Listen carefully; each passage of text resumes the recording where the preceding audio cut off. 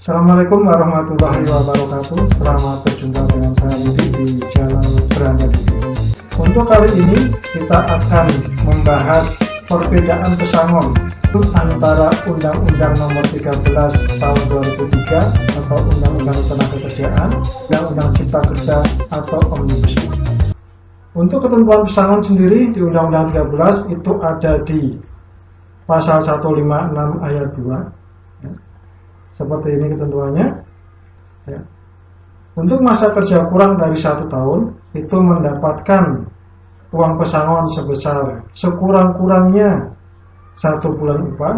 Kemudian untuk masa kerja 1 tahun ke atas akan tetapi kurang dari 2 tahun itu mendapatkan 2 bulan upah. Nah, ini ketentuan-ketentuan yang ada di pasal 156 Undang-Undang 13.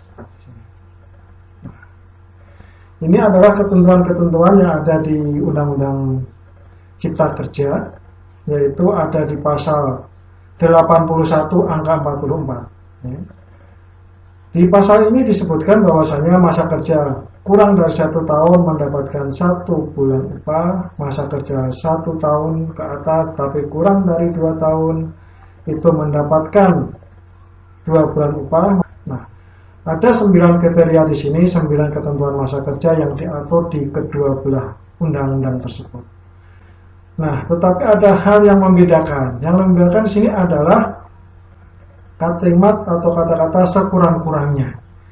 Jadi Undang-Undang 13 itu menyebutkan kalimat sekurang-kurangnya, tetapi untuk yang di Undang-Undang Cipta Kerja itu tidak ada ketentuan tersebut. Di Undang-Undang 13 masih diatur di pasal yang sama tetapi di ayat yang berbeda.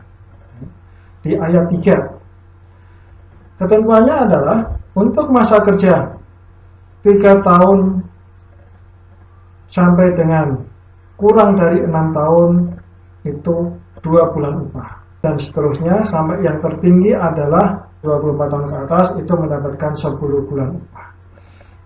Di sini ada 8 ketentuan. Omnibus Law atau Undang-Undang Cipta Kerja ketentuannya seperti ini. Untuk ketentuan di sini ini sama persis antara Undang-Undang 13 dan Undang-Undang Cipta Kerja atau Omnibus Law. Untuk penggantian hak di Undang-Undang 13 itu ada di pasal yang sama, di pasal 156 tapi ayat 4. Yang pertama, cuti tahunan yang belum diambil, tinggal dikalikan berapa hari cuti yang belum diambil. Terus kemudian ongkos pulang pekerja dan keluarga.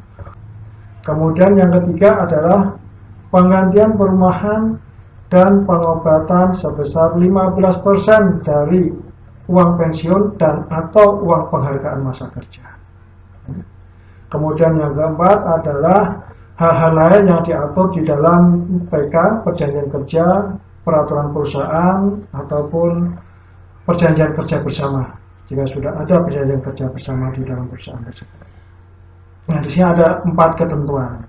Nah, gimana dengan undang-undang di Cipta Kerja atau undang-undang Omnibus Law? Di undang-undang Cipta Kerja itu masih di pasal yang sama. Yang pertama, cuti tahunan itu masih sama. Kemudian ongkos pulang pekerja dan keluarga itu juga masih sama. Nah, ini yang berbeda. Untuk yang penggantian perumahan, kemudian penggantian pengobatan sebesar 15% dari uang pesangon dan atau uang penghargaan masa kerja itu ditiadakan. Dari ketiga ayat tersebut dapat kita ketahui bahwasanya yang membedakan yang pertama ada di pasal pertama kalimat sekurang-kurangnya, kemudian yang kedua ada di penggantian hak, yaitu di penggantian perumahan dan pengobatan. Nah, di sini. Terus kemudian bagaimana implementasinya untuk pekerja-pekerja yang mengalami pemutusan hubungan kerja? Baik rekan-rekan, untuk implementasi pembayaran uang pesangon, uang penghargaan masa kerja, uang penggantian hak serta uang pisah di Undang-Undang 13 itu diatur di beberapa pasal. Seperti yang tertulis di sini. Yang pertama untuk pernikahan antar pekerja yang diatur di peraturan perusahaan. Namun hal ini sudah dianulir oleh Mahkamah Konstitusi ketentuan ini sudah dihapus. Kemudian tidak lulus masa percobaan ini tidak mendapatkan apa-apa, ini di pasal 154 Undang-Undang Tenaga Kerjaan. Kemudian di Undang-Undang Cipta Kerja itu ketentuan ini dihapus. Terus kemudian untuk selesainya PKWT atau perjanjian pada waktu tertentu tidak mendapatkan apa-apa, ini diatur di pasal 154 huruf B. Ketentuan ini dihapus juga oleh Omnibus Law, Undang-Undang Cipta Kerja. Namun hal ini akan kita bahas lebih lanjut lagi, karena di pasal selanjutnya di Undang-Undang Cipta Kerja, itu selesainya PKWT itu akan mendapatkan uang kompensasi. Uang kompensasi seperti apa? Nah, nanti akan kita bahas lagi. Namun hal ini otomatis akan menunggu ketentuan dari peraturan pemerintah, karena di ketentuan tersebut disebutkan ketentuan lebih lanjut akan diatur di peraturan pemerintah. Kemudian yang nomor 4, pekerja ditahan, itu sebelumnya ada di pasal 160 ayat 7 Undang-Undang 13, kemudian dihapus juga oleh Undang-Undang Cipta Kerja. Kemudian pekerja ditahan dan diputus bersalah oleh pengadilan itu mendapatkan 1 kali uang penghalang masa kerja tanpa pesangon, tanpa penggantian hak. Nah, ini diatur di pasal 160 ayat 7, ini dihapus juga oleh Undang-Undang Cipta Kerja. Terus kemudian pekerja melakukan pelanggaran PP, PKB ataupun peraturan perusahaan atau PP, itu 1 kali uang pesangon, 1 kali penghargaan masa kerja, kemudian uang penggantian hak juga mendapatkan. Ini diatur di pasal 161 ayat 3. Kemudian di Cipta Kerja juga dihapus juga. Kemudian mengundurkan diri tanpa tekanan itu tidak mendapatkan pesangon maupun penggantian hak, hanya penggantian masa kerja, hanya mendapatkan penggantian hak. Kemudian uang pisah itu diatur di peraturan masing-masing perusahaan atau PP PKB. Ini di pasal 162 ayat 2. Kemudian Undang-Undang Cipta Kerja juga dihapus ketentuan tersebut. Kemudian peleburan atau penggabungan perusahaan di mana pekerja tidak mau melanjutkan itu mendapatkan 1 kali uang pesangon, 1 kali penghentian masa kerja, kemudian uang pisah pun berhak. Ini di pasal 163 ayat 1 di Undang-Undang Cipta Kerja, ketentuan ini juga dihapus. Kemudian sama penggabungan peleburan perusahaan tetapi pengusaha yang tidak mau melanjutkan hubungan kerja itu uang pesangonnya 2 kali, 1 kali penggantian masa kerja, penghargaan masa kerja, kemudian penggantian hak. Ini pasal 163 juga, tapi di ayat 2-nya ini juga dihapus. Terus kemudian untuk PHK massal karena perusahaan rugi 2 tahun terus menerus atau force majeure itu 1 kali uang pesangon, 1 kali uang penghargaan masa kerja, 1 kali uang penggantian hak. Ini di pasal 164 ayat 1. Ini juga dihapus oleh Undang-Undang Cipta Kerja. Terus kemudian masih ada lagi, ya. Di sini yang nomor 11 itu PHK massal karena perusahaan melakukan efisiensi. Ya. Ini yang banyak terjadi karena pandemi saat ini, ya. Nah, ini yang didapatkan adalah 2 kali uang pesangon, kemudian 1 kali penggantian masa kerja, 1 kali atau berhak untuk mendapatkan penggantian hak. Ini di pasal 164 ayat 3. Ini juga dihapus. Kemudian perusahaan pilot masing-masing pesangon dan masa kerja 1 kali dan penggantian hak dapat pasal 165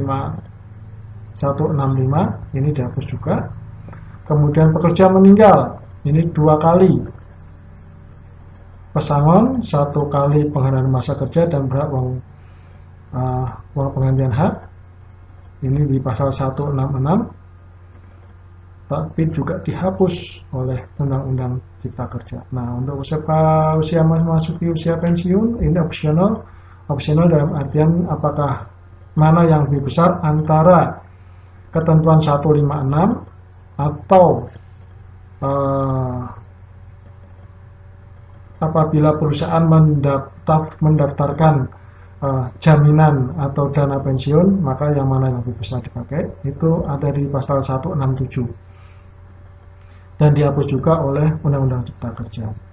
Pekerja mangkir 5 hari berturut-turut dan dipanggil sesuai ketentuan itu hanya berhak mendapatkan uang penggantian hak serta uang pisah sesuai PP PKB, itu diatur di pasal 168 ayat 4, itu pun dihapus. Kemudian pekerja mengajukan PHK karena pelanggaran perusahaan, itu uang pesangonnya 2 kali, uang penggantian hak 1 kali, uang pisah uang penghargaan, uang penggantian hak itu berhak, uang pisah tidak ada, itu juga dihapus ketentuannya. Kemudian apabila sesuai pasal nomor 16 tadi, pekerja mengajukan PHK karena pelanggaran perusahaan, tetapi hal itu tidak terbukti sesuai putusan pengadilan bahwasanya pelanggaran yang dilakukan oleh perusahaan tidak terbukti, itu tidak berhak mendapatkan apa-apa. Ini juga dihapus ketentuannya oleh Undang-Undang Cipta Kerja. Kemudian yang terakhir itu apabila sakit selama 12 bulan, pekerja sakit berkepanjangan atau karena kecelakaan kerja setelah lewat dari 12 bulan berturut-turut, itu masing-masing mendapatkan 2 kali untuk pesangon dan penggantian masa kerja, sedangkan penggantian haknya itu juga berhak. Ini diatur di pasal 172 Undang-Undang 13, tetapi hal ini dihapus juga oleh Undang-Undang Cipta Kerja. Nah, kemudian seperti apa implementasinya? Menunggu pengesahan dari peraturan pemerintah, ya. Jadi di pasal-pasal tersebut itu disebutkan bahwasanya ketentuan lebih lanjut mengenai hal-hal ini akan diatur lebih lanjut oleh ketentuan pemerintah. Nah, untuk saat ini peraturan pemerintah sendiri belum keluar. Terus kemudian masih dalam bentuk RPP, rencana peraturan pemerintah, seperti itu.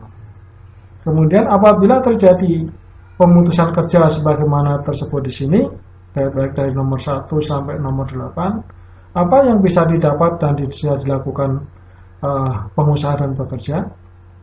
Maka ketentuannya adalah berdasarkan peraturan perusahaan. Baik rekan-rekan, itu tadi pembahasan kita terkait perbedaan pesangon antara Undang-Undang 13 dan Undang-Undang Cipta Kerja. Karena sekarang lagi masa pandemi, jangan lupa juga selalu ingat pesan ibu, pakai masker, jaga jarak, cuci tangan, dan sekali lagi kita ingatkan untuk kebaikan bersama, jangan lupa tekan tombol subscribe, kemudian lonceng, like, dan share.